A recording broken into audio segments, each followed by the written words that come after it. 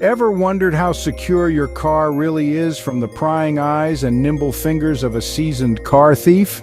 Well, today we journey into the mind of a reformed burglar, shedding light on car security and anti-theft measures from a perspective you're not likely to hear anywhere else. Imagine a time when the thrill of the chase, the adrenaline rush of the heist was what got you up in the morning. Our guest today is a man who once lived in that world, a former car thief turned security consultant.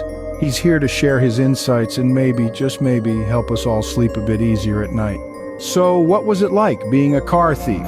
It was a game of cat and mouse, he tells us. You had to be smart, quick, and always one step ahead. Cars, he explains, were not just vehicles, but puzzles waiting to be solved.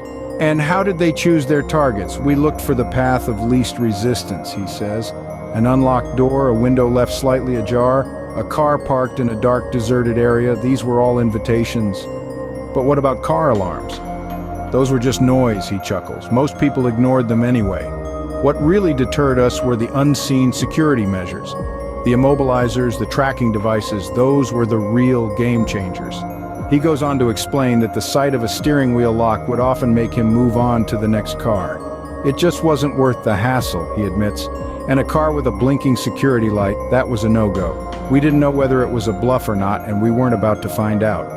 So what can car owners do to make their cars less attractive to thieves?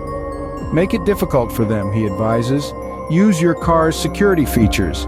If it doesn't have any, invest in some. Park in well-lit, busy areas, and never ever leave valuables in plain sight. In summary, car security is not just about alarms and locks, it's about making your car a less appealing target.